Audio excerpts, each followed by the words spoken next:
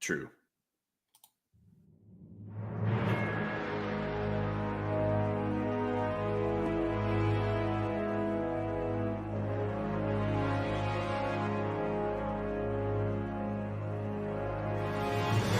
Welcome to the ultimate Tolkien Tournament. This is Middle-earth Madness.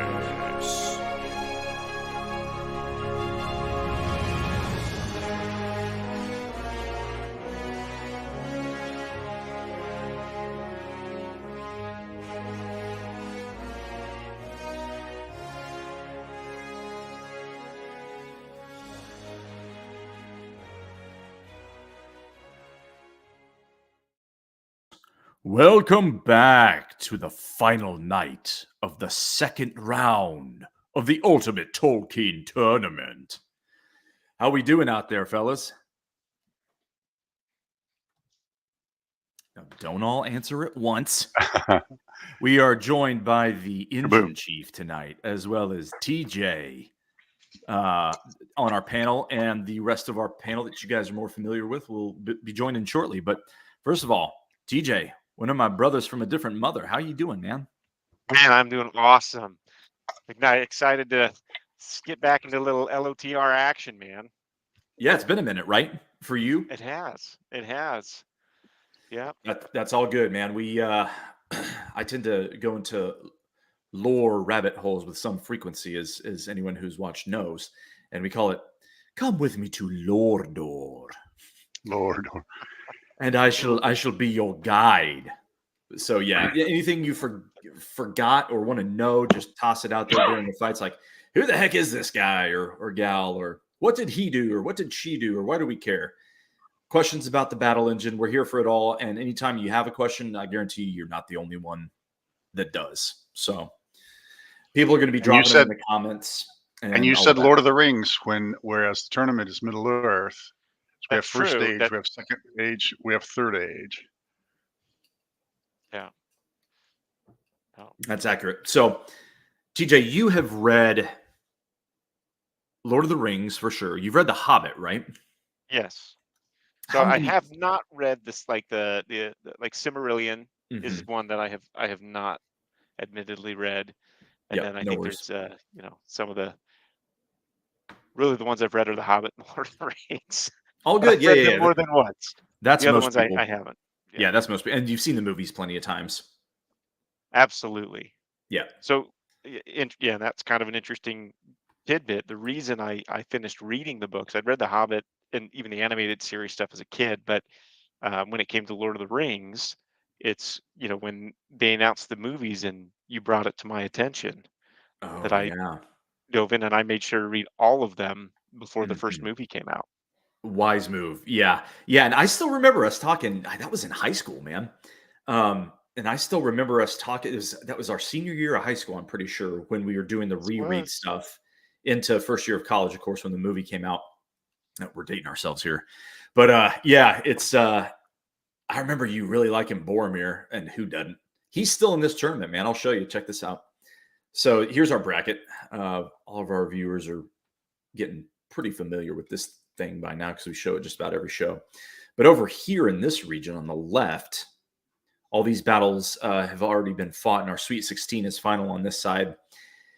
Check this, how this little area has gone. We had Fingolfin, and that's the only chalk win in this whole region. You had upsets the whole rest of the way. You had Ugluk slay Mithrandir. You had Legolas technically upset Beren, although it's a 7-10. Boromir slew Eärendil and wasn't done yet. He needed to slay Fingolfin as well. So he won this matchup, and he's in the Sweet 16. How you like them apples? Man, that's a crazy matchup right here. Yep, fellowship matchup. Just who you like in this one? Just spitballing. Well, it's tough. I'm gonna like Boromir's my guy, but I've got to go Legolas in this. I think Legolas comes out on top. Yeah, that guy's a sneaky little dude. Yeah, he's a sneaky little elf. Yes, he is. He is sneaky, and I just, God's telling me he slithers out of this one. And most of the upsets we've had Actually, I haven't been here for all of them, but several of the upsets we had early on were ranged people, archers like Legolas, standing away from people, Indeed. and if they can get a hit early, they can win almost no matter who they're against. Very important. Very well said. By the way, That's not that's how the Boromir's done it, right? no. He's just been hewing Yeah. into dudes and getting Yeah. getting some lucky rolls, if we're being honest. But yeah, so we're also, besides CJ, we're joined by the architect of the battle engine itself, the engine chief. So this is a cool panel tonight, guys. Drop all your questions on the technical side of things when it comes to Madden stats and battle flow stuff, and we'll try to get those answered as well. So yeah, we're just taking a little walk back through the bracket here before our first fight, and we got this side of the bracket for tonight still to resolve. All right, so tonight our first battle is going to be Thranduil against Glorfindel. Now, Campy, TJ, you probably remember both these characters, but let me know if you got questions. I know Glorfindel is in the Lord of the Rings, and Thranduil to a lesser extent, who's more in the Hobbit. So this is Legolas's pops from Mirkwood against a Noldorian, high elf. They call them high elves. That in the Third Age was living in Rivendell and serving under Elrond, but in the First Age was living in Gondolin, which is like the late First Age elven capital before the final fall of all elves and men in Middle Earth, and the victory of Morgoth. That whole, the Silmarillion is basically a tragedy. It's a bunch of stuff that the elves never should have done, and they're greatly aggrieved about. A bunch of bad memories for them and unnumbered tears, right? Which is why in the Lord of the Rings they're always a little bit loath to even talk about it, because the elves live forever, so some of them were literally there. So some of those opinions we hear in the Third Age, those dudes were there, and although it was a long time ago, they still remember a lot of that stuff, or their dad was there, right? So they're not far removed from it as an immortal race, and they just got their asses beat all up and down a continent called Beleriand that was sunk beneath the sea in the final victory of the gods, when the gods finally kind of get up off their butts and decide to intervene on behalf of the elves. It took them forever, and it's very controversial and objectionable, and a lot of the gods were just kind of useless over there. Like, oh yeah, we're supposed to help out the elves and be the the father figures of the elves, and we invited them over to Valinor to live with us. And then when Morgoth shows up and slays the king's father and plunders his treasury and steals his most valuable jewels, the Silmarils, takes him over to Middle Earth, the gods are like, oh yeah, it's a tragedy, guys, but yeah, you're on your own. So it's like, what? Yeah, and so Feanor, the king's son, his dad was slain by Morgoth. He leads most of the Noldor across the ocean to Beleriand in revenge, to seek futile revenge against a god, right? And he's warned from the beginning. It's kind of like a Greek tragedy. Hey, Feanor, this guy's a god, and not only that, he's the mightiest of all the gods. I'm not even sure, like, three of us together could go slay Morgoth. So your journey is hopeless. And he's like, okay, but what's there left for me to do but try? And I name anyone who's not trying a pussy. So let's go. Let's get some. And of course, there's factions that disagree with him and don't go with him and all of that. But fast forwarding, Glorfindel at the end of the First Age was also, a defender of Gondolin, which was the last capital of the elves to sort of hold on. It was ringed in mountains and fortified. And he slew a Balrog in defense of Gondolin back in the First Age, and kind of pulled a Gandalf. Like, he lost his physical form, but wasn't totally vanquished, and came back in the Third Age. So that's Glorfindel against Legolas's dad here in fight one.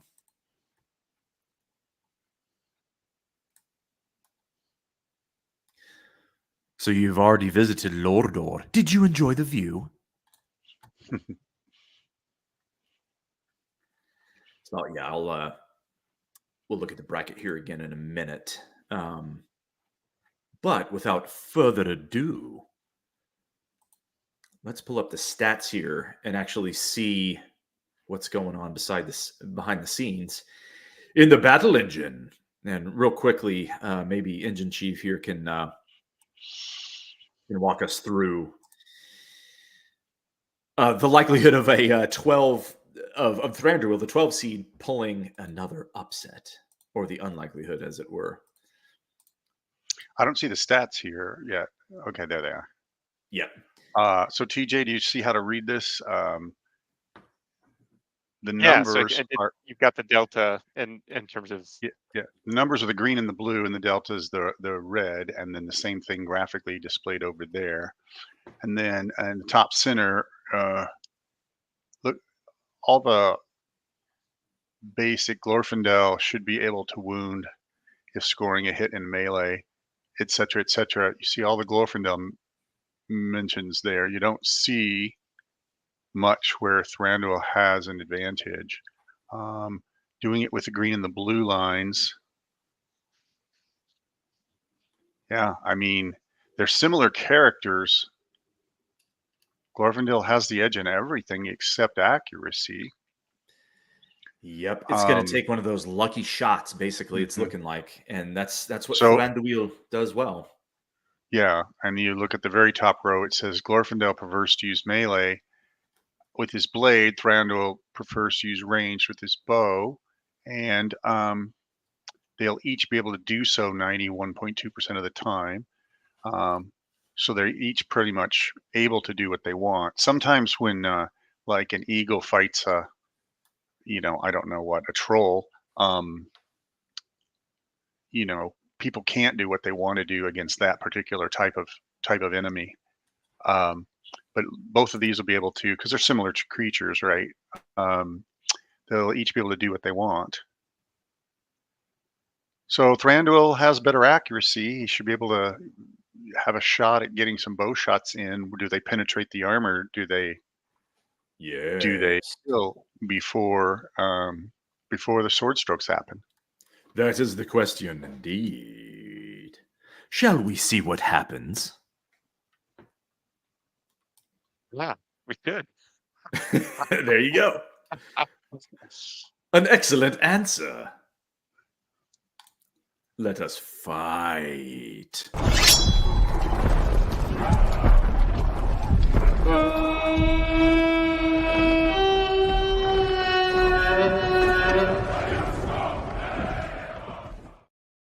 The first fight of the night is Glorfindel against Thranduil. Let us fight. Thranduil with the first shot, he hits and smites. There's that bow, just like we were saying, man. It's deadly. Let's see if Glorfindel can even the score. He fails to engage with his blade. Back to Thranduil. Ah, he misses. Glorfindel a hit and a wound. Slight smite to even the fight. Through 4 rounds, we are dead even. Another shot and wound. Tink! Very little damage. Glorfindel's turn. Fails to engage the wily wood elf. Thranduil hits, but no damage. Tink off the armor. A miss and a miss. And we are at round 10 with very slight advantage to, to Glorfindel. Just 5 points. Another shot by Thranduil, nothing. And they're dancing a little bit, back and forth, failing to hit, failing to engage. A hit, but no damage for Thranduil. Can Glorfindel hew the wily wood elf? No. A hit and a wound. Minor damage. And they're still going. Oh, another arrow heavily hewn. And Thranduil has the advantage. Through 22 rounds, we are looking at an upset. But you are never out of the fight And Glorfindel knows this, having hewn down Balrogs. That said, any hit and wound at all, any one more arrow by Thranduil should do it. Glorfindel Not always. Not if it's a tink. But 13 points. Glorfindel needs a major shot here. Another hit, no damage. Glorfindel, tink, doesn't wound. Another shot, a hit, but no damage. Thranduil's aim is impeccable, but the armor of Glorfindel is keeping him safe, as well as his other defensive stats. Back and forth, a miss and a miss, failure to engage. It looks like Thranduil was forced to use his less favorable weapon there, and it didn't go well for him. A saving grace for Glorfindel, perhaps, at least for a couple rounds. Another hit, another wound, slain, upset for Thranduil, and he vanquishes the 4-seed Glorfindel.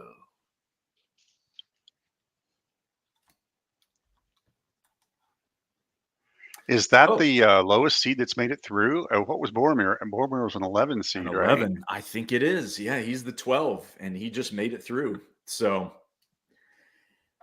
wow. So, welcome to the party, guys.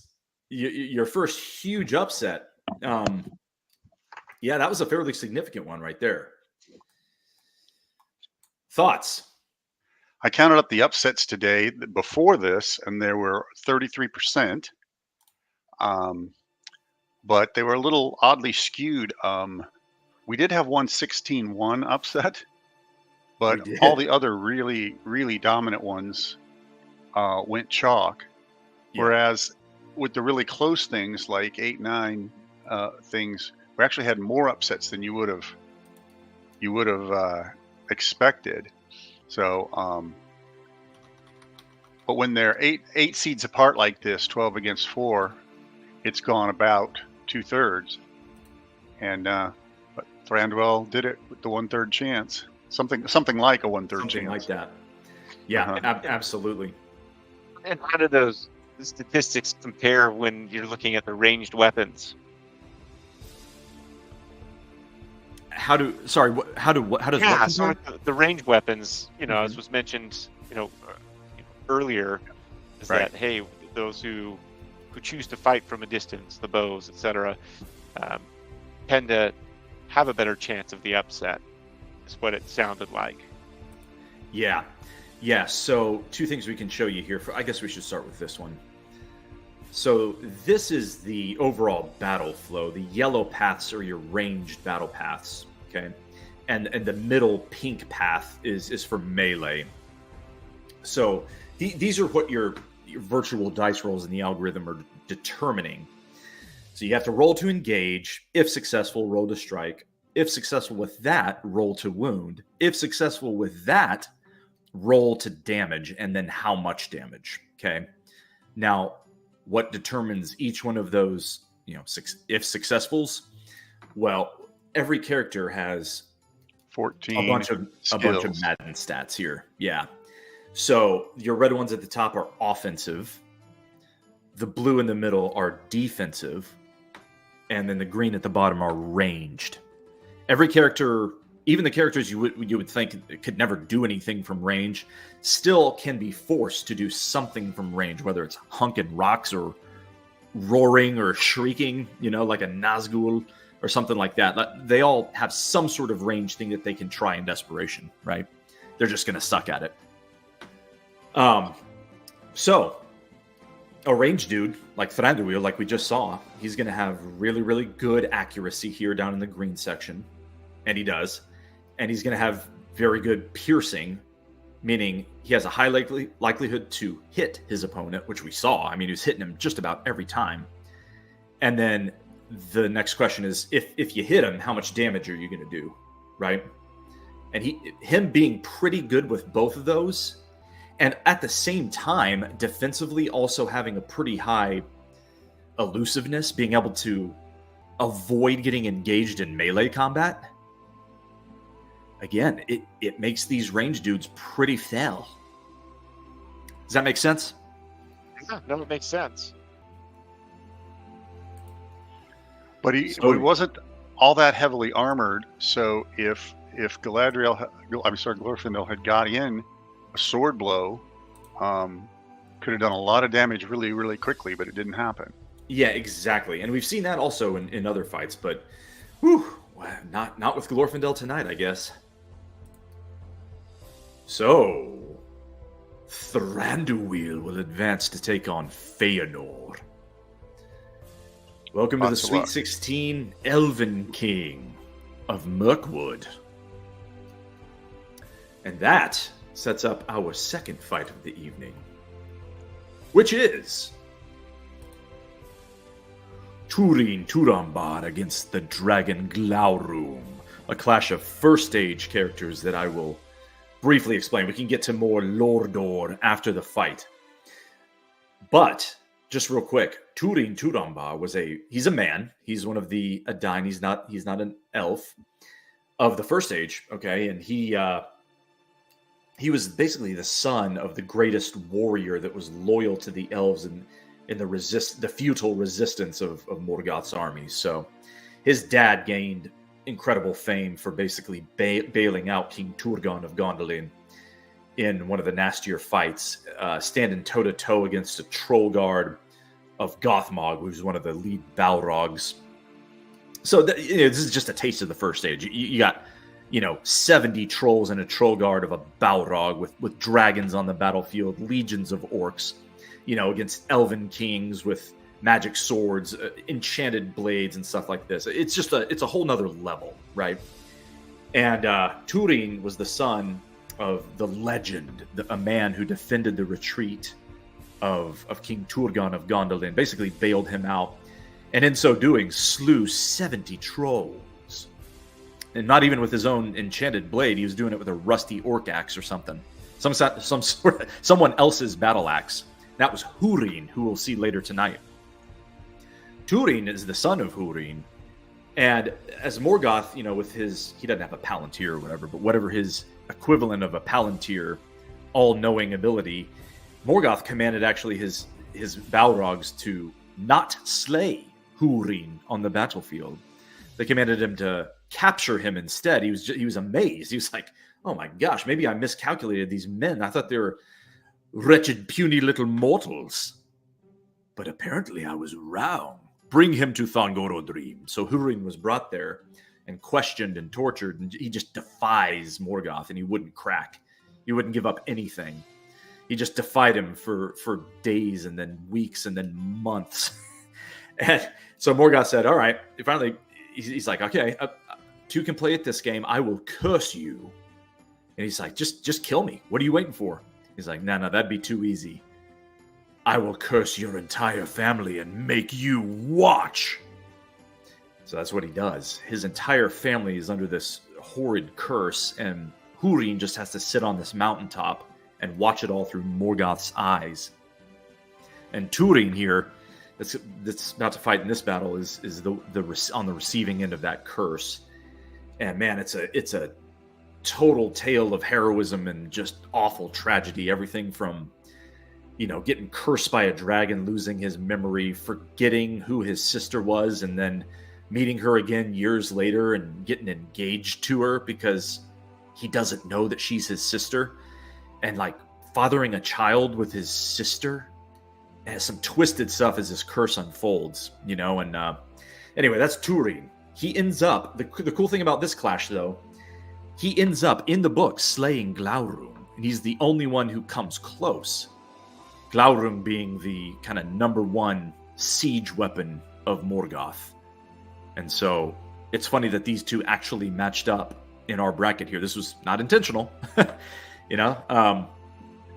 Me and the engine chief didn't, say, "Oh, it'd be cool if those guys fought in the same region." They just they happen to be here. So I don't know. Turin did it once in the books.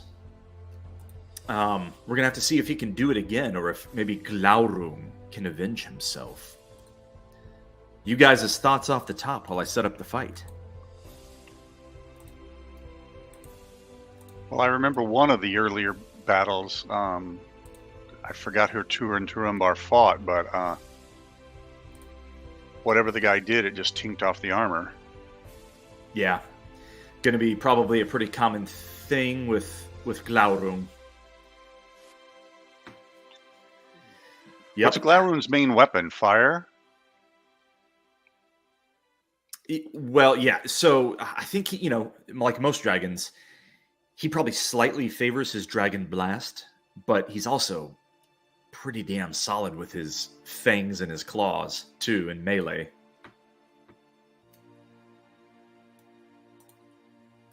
So, see, do all the dragons have the same characteristics from like the Smogs to the Glaurungs here, in terms of the pretty much impenetrable scales?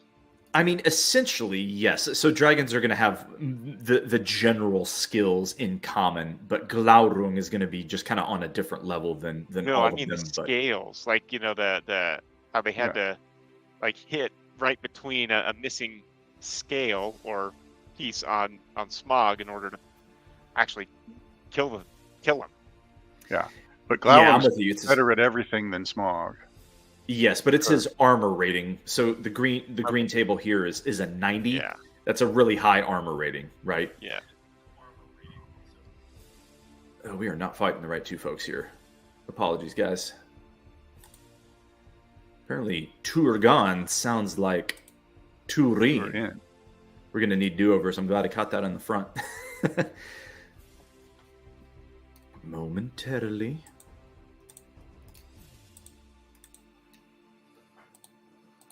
What's up, gang? What's going on, man? Okay. Welcome, man. How's it I going? gotta What say, did I man. miss? Freaking An upset, believe it or not. Oh yeah, what was that? Who? Thrandir defeated. Oh, Thranduil over Glorfindel? Yep, that's the one. Oh, wow. So the bows keep working then, hey? That's what it seems like, man. Interesting. It's Very interesting. All right. Is that looking better?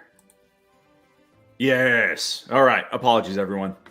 Okay. Yeah, I thought that I thought things seemed a little weird there. But yeah, so if you compare the armor, Turin, for a man, he also has very good armor. Now, he has the Dragon Helm of Dorlomin, which is just ridiculously good armor, basically. And yet he's only a 75 because overall, because it's only a helm. It's not chest plate and things like this too. So anyway, here's your overall breakdown in this fight. It's looking like Turin actually has a couple advantages here. You're going to look for his stamina, which is 1/3 of his ability to damage once he scores a hit. That might be a little advantage. His dexterity, dodging dragon fire, could be a good thing. He's got high valor and ferocity compared to the dragon, and also agility and elusiveness. So I've been saying for a while now, I kind of like this 7-2. And maybe I'm just a little bit biased because, like I said, it happened in the story, so we know it can happen. Against most people, Glaurung hits them once with fire and they're gone. Yeah. In this case, no. So, anything's possible, of course. A hobbit can hit you in the eye and you trip and fall off a cliff by throwing a rock. Okay, it can happen, but Glaurung is not likely to just slam with the first thing like he does most people. Right. And 12% of the time, they're going to be forced to use their alternate weapon because the battlefield conditions favor Glaurung. And look at that last comment, too. Lots of defense here. We might be here a while. Yeah. Okay. So each one sort of is, defensible against the thing the other one does. So, yes. Not likely that the first round just somebody whacks somebody's head off. Exactly. But let us find out.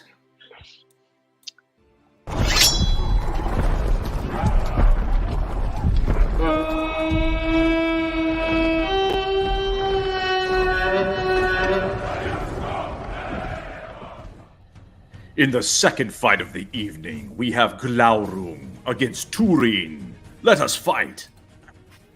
The first strike for Glaurung. Tink! Off the armor. More of that. Oh! Turin Turamba does not wound. Let's go, Turin! Another hit for Glaurung. Ranged both times, failing to penetrate the armor. Ah! Another hit. Is Off he the our only scale. human that's left? I'll have to check. Boromir's still alive. Yes, Boromir. Oh, Oh. Boromir's in. Yeah, that's right. Yeah. Turin has to throw a dagger, not gonna cut it against Glaurung. The first blow by the dragon! Heavily hewn! Ooh. He is burned. Can he I recover? told you that wouldn't happen. Uh-oh. Another fell stroke! Slay! Oh. And Glaurung has his vengeance. How many times do we have to teach you this lesson, old man? Ooh. Yeah, not close. That's a beatdown by the dragon. Slaughtered. Wow, Absolutely room. slaughtered.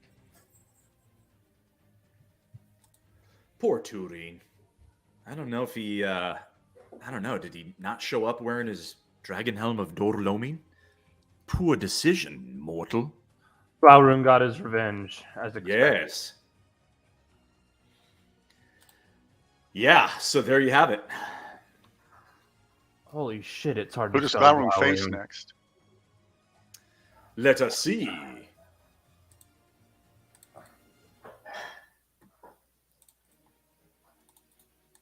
All right, so Glaurung advances to face Fingon the Valiant. Interesting. They've Wow. also fought in the first stage. Glaurung declares himself against Morgoth's will over soon. He got a little impatient. You know, he was bred for a century, sort of underground, and Morgoth was nurturing this fell beast, the first of the dragons, to reveal himself. And he comes out, and his armor hadn't fully hardened yet. And Fingon, as you see in the picture here, he rides out with a bunch of his horse archers and pincushions the poor worm full of arrows, and they were stinging him, and his armor was not strong enough against the elven arrows yet, so he had to retreat. He wasn't slain, of course, but he was damaged. He had to go hibernate for a while, lick his wounds, and then once he was full grown, he came out. He came back in basically no can defense. So that'll be a cool Sweet 16 matchup right there. Glaurung. Glaurung. And so it's kind of safe to say that really the third age here is really the Yeah. weakest of all the kind of Oh yeah. ages Correct. here.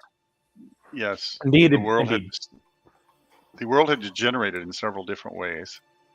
Indeed. It's the remnants. Degenerates? Yes. They made the movies about the wrong books. I think I would love a Silmarillion derivative work of any kind, video game, movie, anything. It'd be so cool. But the estate is famously cagey with those rights. They've refused everyone on all those rights so far. Hater alert! Hater alert! Hater alert! R.I.P. Christopher Tolkien, but he was a little bit of a hater. He did not like the Peter Jackson movies, and then after that, didn't want to relinquish any more of the estate's rights. It's interesting. Well, yeah. So how did Amazon end up with them? They relicensed. didn't. My understanding is they relicensed them not from the estate, but from Warner Brothers, who had renewed their copyright for the film rights. They didn't really get the rights that they needed for any of the good stuff. Yeah, exactly. They Which is why it sucks! pretty much, yeah. Yep, there you have it. I Visually, mean, it's beautiful. I'm Say sorry, again. what was that? I said visually, it's beautiful. Oh, yeah, I'm kind of joking when I'm the one that honestly is over here defending it half the time. I think that it's got its spots that are enjoyable, and there's not a lot else on TV, so I enjoyed it. But yeah, I mean, Wait, I also what is the it? What is the it in this conversation? The What- Rings of Power what- that Amazon put out, the newest Lord of the Oh. Rings show. It's Second Age, I guess you could say. And there's a lot of gray area in the Second Age, and they took advantage of that. And some people hate it. Yeah, a lot of Lord of the Rings fans really don't like the direction they went with it. Yeah. So it is Yeah, what it it was- is. They turned off reviews on some of the sites. Yeah, and yeah. Anyway, Ah. that Fingon Glaurung fight's definitely going to be pretty cool. And Yeah. Fingon's already got like the dragon fire behind him and his little logo there, so yeah, that's very appropriate. Yes, indeed. Foreshadowing, perhaps. Yeah. He'll get roasted. You got to give me I need to turn my AC on, man. It's hot in this room. Give me a second. All good. I am queuing up the next fight. Hopefully correctly this time. The next one is going to be Huan against Luthien. Man, tonight, the theme of the night is battles that actually happened in the books, or characters that actually crossed in the books. Now, this one, as we'll see, here, let me put it up for you guys. So these two definitely were on the same side in the first age, and there's a whole story there. So I will make it as brief as I can because we got to get to the next fight. So Luthien Tinuviel is half Maya and half Elven, and she comes from the king. Her father is King Thingol of Menegroth, Doriath. These are the Sindarin elves, who are not the dudes that we talked about before. They have never gone over to Valinor to dwell amongst the gods and the angels, so to speak, the Maiar and the Valar. They do not have the lights, the ancient lights of the trees shining in their eyes, and the spell casting abilities and the knowledge of the Valar. A lot of these elves, for all intents and purposes, went for hundreds of years and studied from wizards. Literally Gandalf and Eärnwë and Orome and Tulkas. They learned war from demigods. The Sindar, Luthien's dad in particular, never went over there. So it's an entirely different type of elf. In ways, in the pure, just badass sense of battle, they are not as strong as the Noldor. They are not as powerful. But they're also very advanced and evolved in certain ways. They devised, they're linguists and poets, and they devised the runes and writing and song. And when it does come to battle, they're also no slouches. They're amazing archers. In particular, we've seen Beleg do some damage already in this tournament. He's still alive. He's an elf, a Sindarin elf of Doriath as well. And so if we go to the third age, your Sindarin elves are Celeborn, Galadriel's husband, and who else was Sindar in that?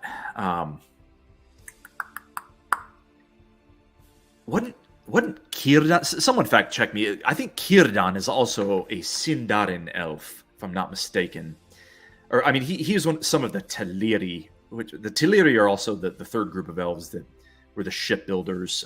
They did actually live for a while in Valinor, though. Anyway, so Luthien is half Maya and half Elven, and she falls in love with a man. Terrible decision, according to her dad. Who is quite racist on multiple fronts, and I mean that in the Tolkien sense, because for Tolkien, races are men, elves, dwarves, Maya, divine creatures, orcs, trolls. Those are all races, right? And yeah, all the elf dads are grumpy like that too. They don't like it. Yeah, they don't like it, and they kind of, especially Thingol, though he was very much keep to his own, and completely disregarding the fact that he married up, which is hypocritical. He married a Maya, for crying out loud. And when when his daughter wants to marry a different race, that being a man, a mortal, he flips his shit and he says, "Ha!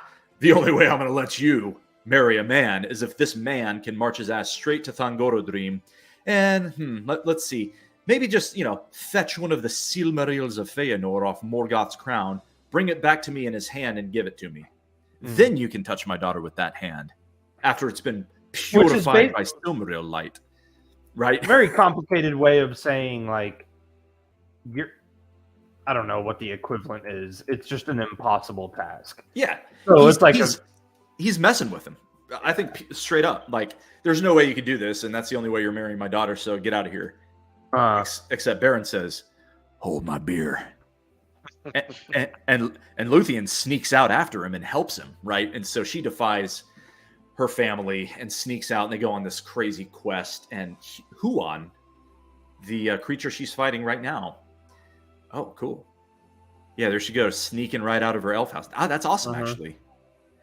Yeah, because they build a tree house for her to try to guard her, suspecting that she'll try to sneak out, and there she goes after Beden and meets up with Huan, who is a creature of Valinor, a wolfhound that used to hunt fell creatures, before the rising of the sun in the ancient woods and stuff.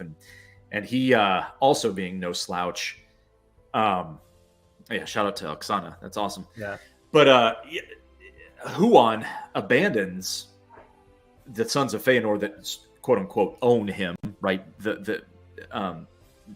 His master was Celegorm and Curufin, these two sons of Feanor. As soon as he lays eyes on Luthien, his doom and his fate is called upon him, and he feels it.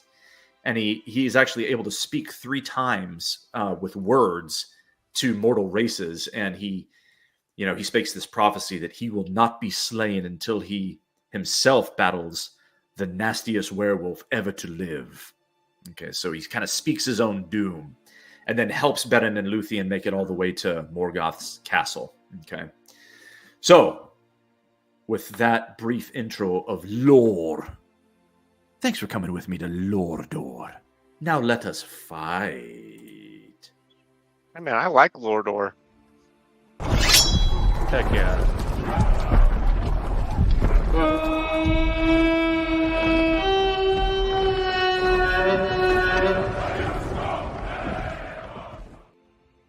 The next fight is an unlikely one. Luthien Tinuviel against Huan the Hound of Valinor. Let us fight. The first stroke goes to Luthien, but she fails to damage. Huan comes back with the fangs, fails to hit. Wait. A hit for Luthien! Slight smite, 33 I'm not seeing damage. I'm not. We're not. We don't have. Visual. Pause. Say pause. No, we're good. I got you guys. Hold on. Oh, good. What is going on tonight on the graphics side? Oh, damn. This is the imagination round, right? I don't know what's going on, fellas. Bear with me, please. 1 sec. What about that? There we go. Apologies. All right, tell you what. We're going to sound the horde. We're not going to sound the horde. We're just going to... Yeah, all good. We're here. So Luthien we're going to carry on. Luthien got one smack in. Yeah, she did. right. So she has an advantage going into round 4. Let us continue. Fails to hit with the Jaws of Valinor. Luthien comes back with a hit. No damage. Hits again, no damage. But Huan can't even engage. And we didn't discuss it really in the stats, but Luthien she's extremely elusive. She has the cloak of shadow that basically maxes out her elusiveness, which means she's hard to hit. She engages but cannot hit. Same with the Hound of Valinor. Her dad said she's hard to hit. That's right. A hit by Luthien! Slain. Well. A complete beatdown. Remind me not to a get out of the scratch. way of some divine grace. She didn't break a sweat. Look at that. Unbelievable. Yeah, I have to say, I thought it would be closer than that. So And what it's happened unusual to get a slight smite and a heavily hewn that together go over 100%. So it was a big slight smite and a big heavily hewn. Yeah, toward the maximum end of those damage ranges right here on your right. So yeah, 30 to 90. Ooh, well, bye, Huan.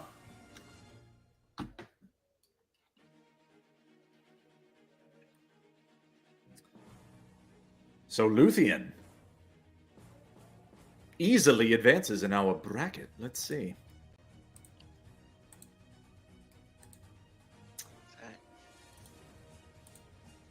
So it looks like, let's see who she's got next. She is going to advance to tangle with Beleg. So Luthien advances here to the Sweet 16, where she will fight Beleg. Strongbow. Another interesting intersection in the first stage. Like I said, Beleg, he was one of her, not jailers, because he was off doing his own thing when Luthien was sort of imprisoned by her dad and, discouraged from going on this adventure with Beden. Beleg was one of the guardians of Doriath at that same time. So these two also know each other, and we'll have a friend-on-friend, elf-on-elf battle to look forward to in the Sweet 16. Nice. So you guys chop that up for a minute, and I'm going to make damn sure that I don't mess up the graphics in this next fight. Sound good? Yeah. Sure. I lost internet for a second there, so I just jumped back in. We're talking Baron. Berrig and Next, you're talking about this round or next round?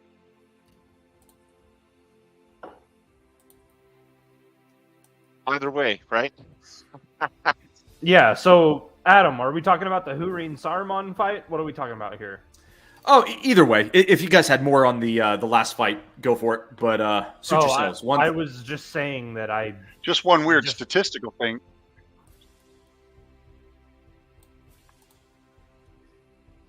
Go ahead. Hanging.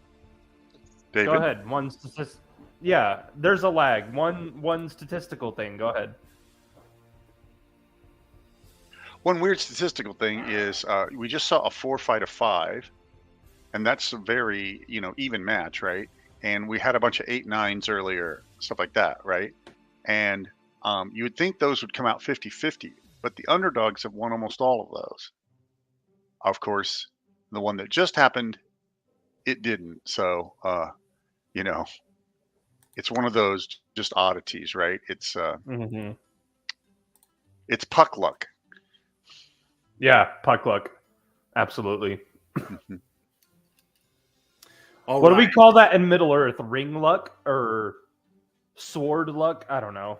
Yeah. Something along those lines. It's sort of fate driven in a lot of the stories, right? Like it's these lesser characters, Eowyn and Frodo, even with not a chance in the world to defy the evil. It's the hands of the weak that prevail when the minds of the strong are elsewhere. That's a slaughtered quote from Tolkien, but it's something like that, right? Sure. So yeah, last fight of the night, guys, is going to be Saruman against Húrin. Now, Húrin we touched on earlier in the evening. You guys drop us a comment, let us know if there's any questions. You guys want to hear more about these characters. I can always take you back to Lordor, but I also don't want to delay these fights too long because that's where the action's at. I'm good at going down rabbit holes. And if you guys are here for it, cool. Húrin, as we've already said, defied Morgoth after slaying 70 trolls in the troll guard of Gothmog. And you can see his axe there. He just picked that sucker up off the battlefield and said, "Bring it." And one idea that I have about the first stage, I'm not sure if other folks out there, think like this too. But I said earlier that the gods sort of left the elves and the men later on, also in the first stage, to their doom. Right, but I do get a sense throughout this. I don't know how many people have seen that old movie Clash of the Titans. I think they remade a version of that more recently, but in the original, I want to say the original was early 80s or late 70s. The Greek gods in that case were just moving pieces around on a chessboard and basically just effing with all the men in the story, right? The heroes. I get glimpses in the Silmarillion, or at least an idea I like, is that the gods, the Valar, were kind of maybe doing the same thing. So we see them intervening by proxy. Now, the ones we know that do, because it tells us in the story, are Ulmo, the god of waters.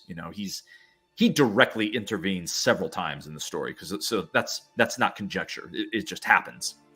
He's always there, and he kind of shrugs off the rest of the Valar who won't help the elves, and he gets frustrated by it, and he goes over there and he helps them. He sends them dreams. He enchants certain rivers at certain times. He helps them.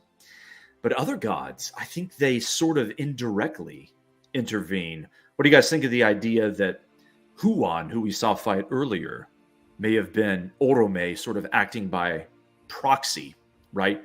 He calls his doom upon himself and speaks 3 times as a mortal. Thorondor, a servant of Manwë. Wouldn't it be kind of funny if, Manwë, who everyone on this show kind of hates and calls bad names for being a non-interventionist. Fuck Manwë. Yeah. There's a whole subreddit. Fuck Manwë.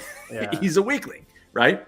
But what if even Manwë was sending Thorondor on those intervention quests several times, to help Maedhros to protect the body of Fingolfin when he was slain by Morgoth in single combat. Maybe scratch the face of the Dark Lord himself. What if there were some interventions by proxy? By Middle all Earth these gods? conspiracy theories.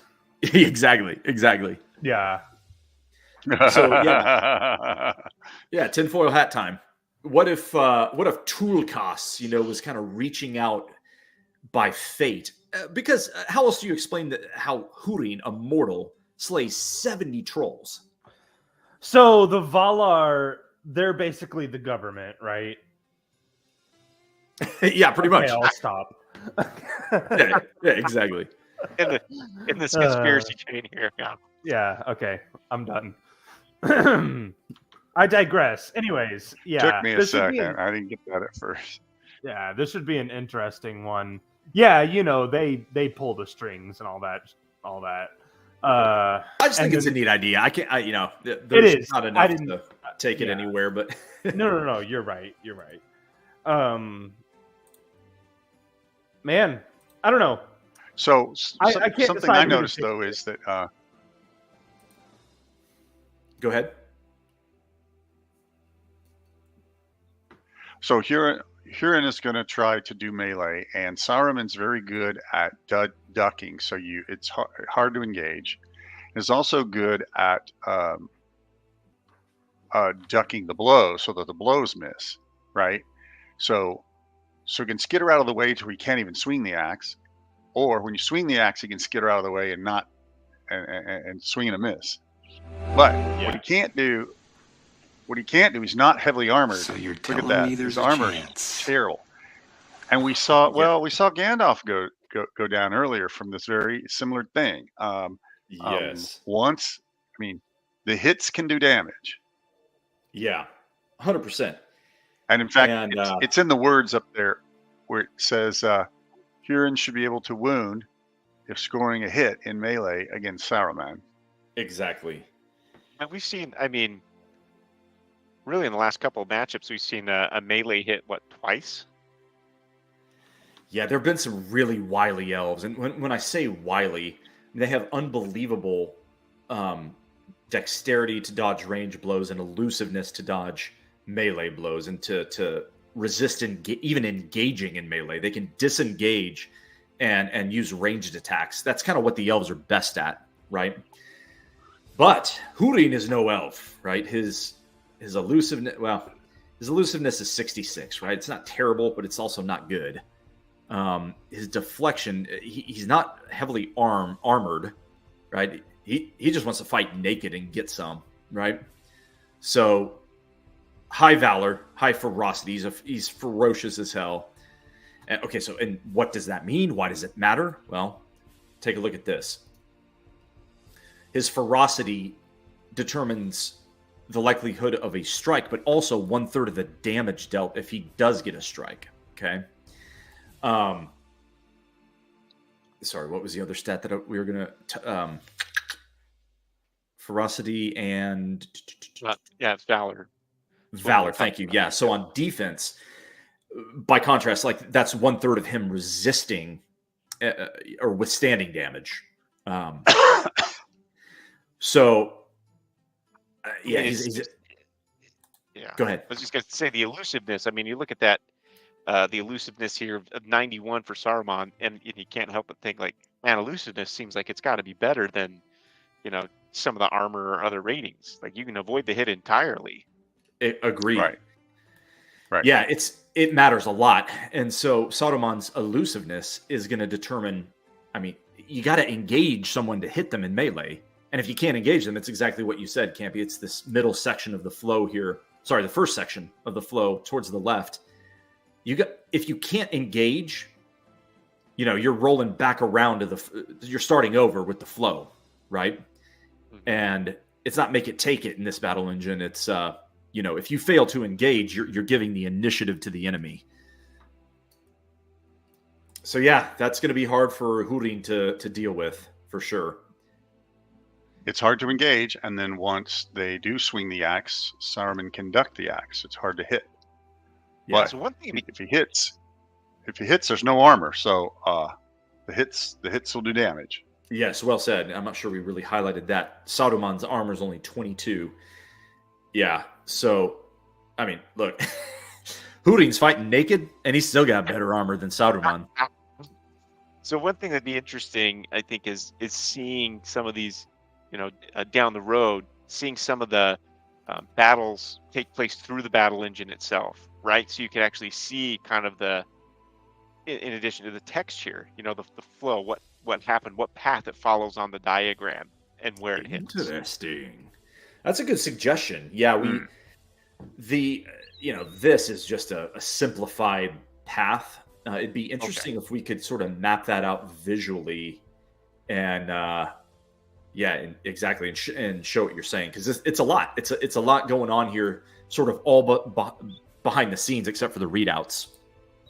But the other way to do it would be animation.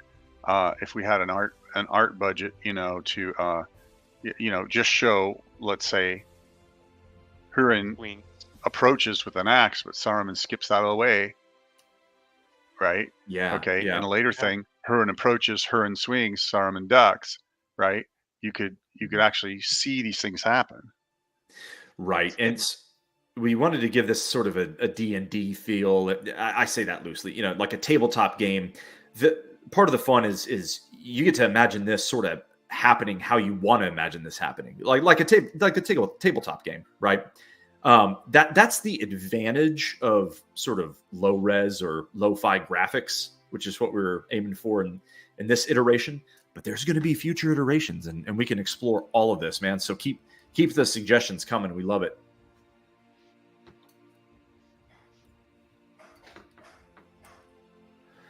Okay.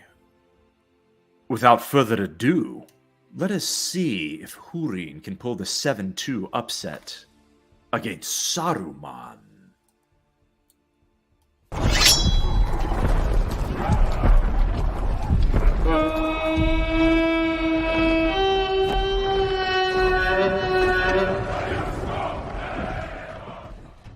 In the final fight of the evening, we have Saruman against Húrin.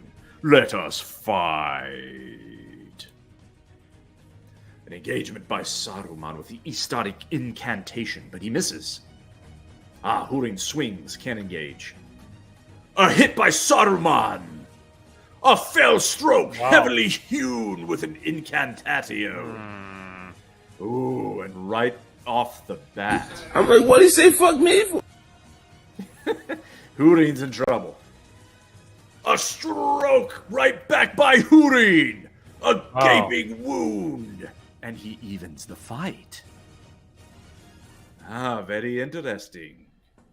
4 rounds in, and there's a lot of blood on the floor. Yeah. Another stroke by Wow. Saruman! Okay. Slain!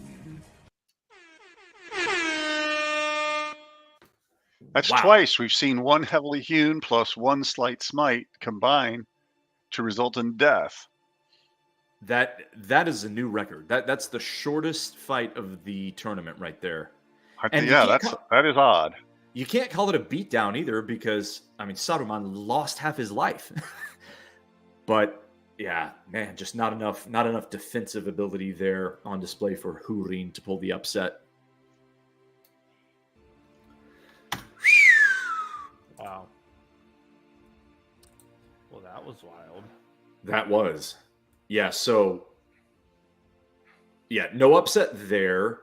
And, you know, it's kind of one of the rare cases of a third age character getting the better of a first age character. Although it did happen with Boromir. Yeah.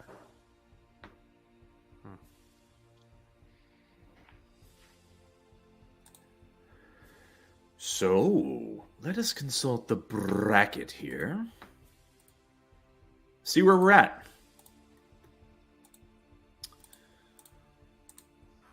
Boom. All right. So, Saruman's down at the bottom here. He defeats Húrin and will go on to challenge Ungoliant. Saruman versus Goliath. That'll be interesting. Yes.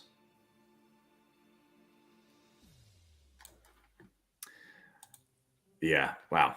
I was hoping for better from you, Húrin. I think I picked that upset, but joke's on me. Reminds me of my basketball bracket. Complete mess. It happens to the best of us. Freaking UConn winning 2 championships in a row. What's that bullshit? It doesn't happen to the best of us because it didn't happen to Turner. Zeus. But it has in the past. It happens. Yes. Yeah, Josh, he can't be bothered to show up for this, but he goes and he takes all the money in the pool. That guy. I think he's probably watching, but what's up, Josh? You owe us all drinks with your March Madness winnings. You owe us drinks. You already told us. Oh yeah. I didn't fill out a bracket, but I will say the one pick that I communicated our Madness Maestro here was accurate. Wait, which one was that?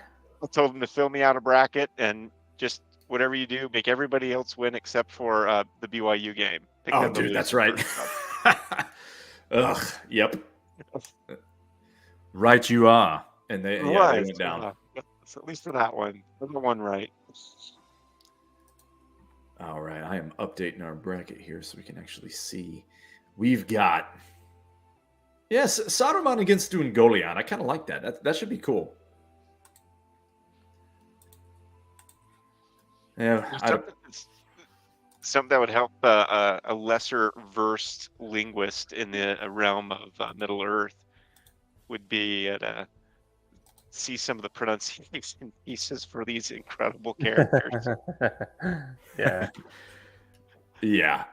Look, it's a whole thing. Look, Tolkien was a language professor, so that was his whole thing, and I won't claim to be an expert at it either. But it is cool. I do enjoy it. Yeah. I think it's incredible. I mean, it's incredible to the depth, right? see, and yeah. Yeah, for sure. I mean, what is it? At least 3 The saying full is languages. I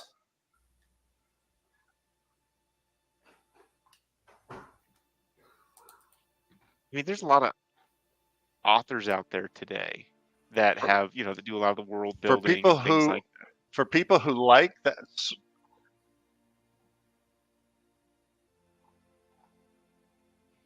Ooh, I think. This lag makes everything difficult. Yeah. Someone's got a I'm going to bad type mine connection. in the.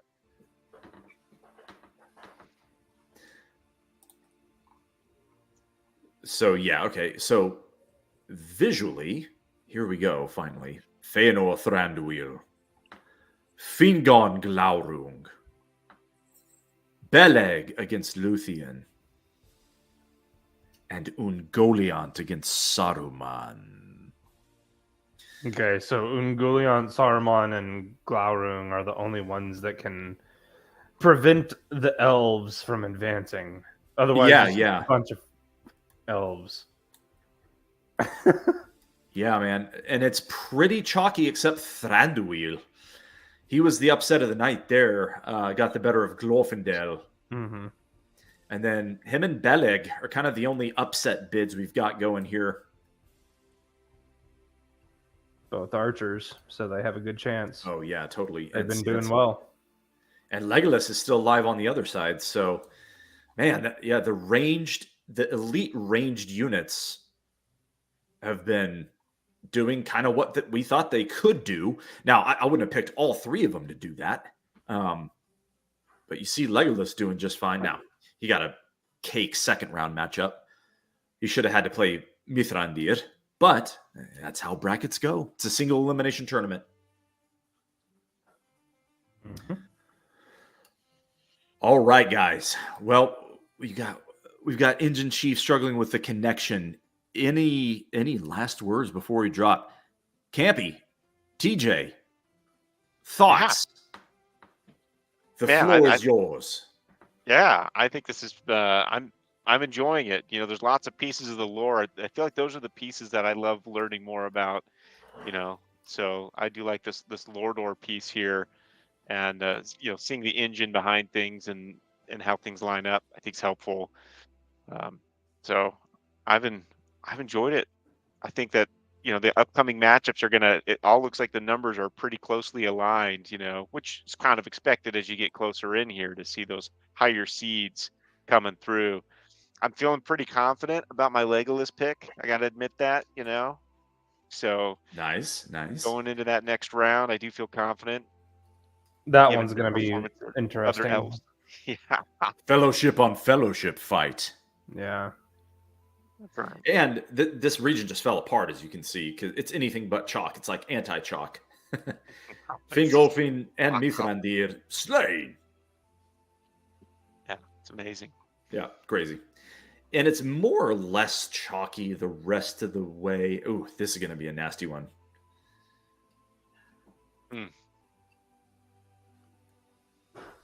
So, yeah, that'll be interesting. Can anybody hear me at all? Yes. Okay. I've done some testing where, if you imagine on the x-axis, it's the difference in the seeds, right? So the highest it would go is a 16-1 would be a 15 differential, right? That should be a wipeout. And then on the vertical axis, it's the success percentage. And then the symbol is the degree to which they prefer ranged, right? And so you see on there the ranged characters in one symbol, the melee characters in another, and the mixed are in a blend. And it doesn't leap out at you. It doesn't leap out at you that you should prefer range or you should prefer melee. It's pretty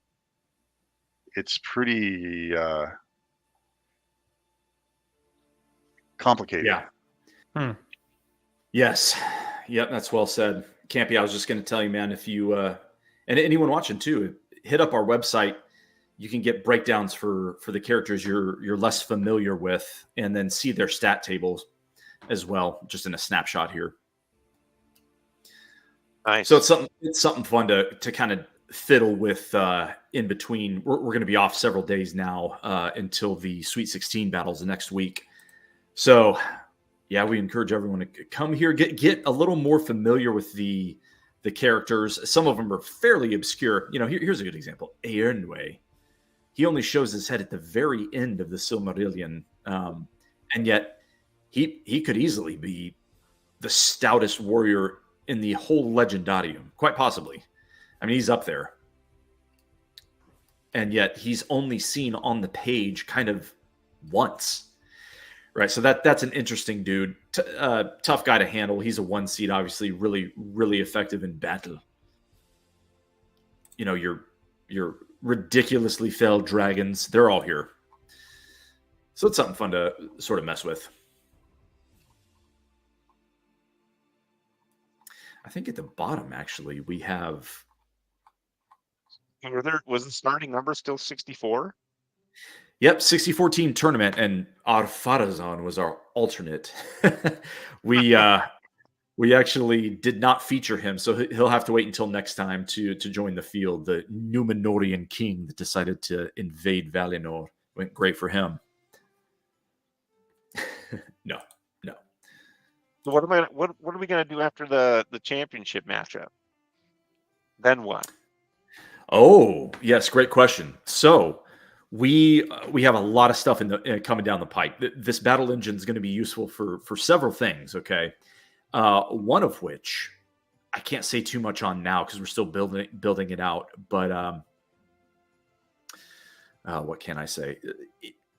There's going to be an entirely different game, not brackets at all, driven by the battle engine. Okay, so be sure and subscribe on our website. That way, you're going to get updates, email updates and such about everything new coming. Follow on whatever social media platform you like as well. That's the other way to do it. But specifically, if you subscribe on the website, our subscribers are going to get advance notice of stuff. It's free. It's not a newsletter. It's just our way to get you the information as effectively and as quickly as we can. So, yeah, subscribe on the website. Go to MiddleEarthMadness.com. We've been showing you a lot of that tonight. And sorry, I can't say too much more than that right now, Campy. I know it's not even much of a tease or a pitch, but really where we're at is we need to get some budget, like the engine chief mentioned. We need to get our next round of fundraising squared away, so that we can build more of this for you guys. We got some amazing ideas that we're just kind of sitting on. We wanted to go ahead and launch this year, ready or not, here we come. And that's what we're doing. But man, this is only scraping the iceberg, Titanic style. And there's a bunch below the surface that's going to come. Awesome. Well, there's enough time between now and then that people can send suggestions. They may change the direction of what we build. Yeah. So I mean, just this game right here, this bracket game, I can go ahead and tell you our plans. We don't know yet. We have to arrive at a decision whether we're gonna wait a full year and have this be a March only event. To sort of absence makes the heart grow fonder, right? Or the fart grow hotter. How's that go? No, it's part of what makes March Madness special is it's a once in a year event, and it's madness. They call it madness for a reason, right? It's a single elimination tournament that you only get once a year. I see the appeal for keeping this that way, but then we'll have to do a bunch of other tournaments throughout the year, right? We'll probably do, a Lord of the Rings only tournament and a fun Valar tournament. And I like the idea someone threw out a suggestion this year was a winner's bracket and then mirroring that with a loser's bracket of an all Middle-earth tournament. So what you're seeing here, same bracket, but the loser's bracket also plays out on the other side, would be one really cool thing we could do, right? So all that stuff's coming, guys. But in the meantime, we still haven't finished this tournament. And so stick around for the Sweet 16. Those games start on Monday. And in the meantime, everyone can take a breather, get caught up on your lore, get refreshed on the brackets. Go to our YouTube site and catch any fights that you might have missed. They're all there. We post them every night after the fights, and so you don't have to watch a 1 hour stream if you don't want. Just go check out a 2-minute fight, or in tonight's case, a 30-second fight, 5 rounds. Right. So they're all there. It's all there. And drop any questions or comments you guys have. Anything else from TJ or the Engine Chief before we check out? The second round is in the books.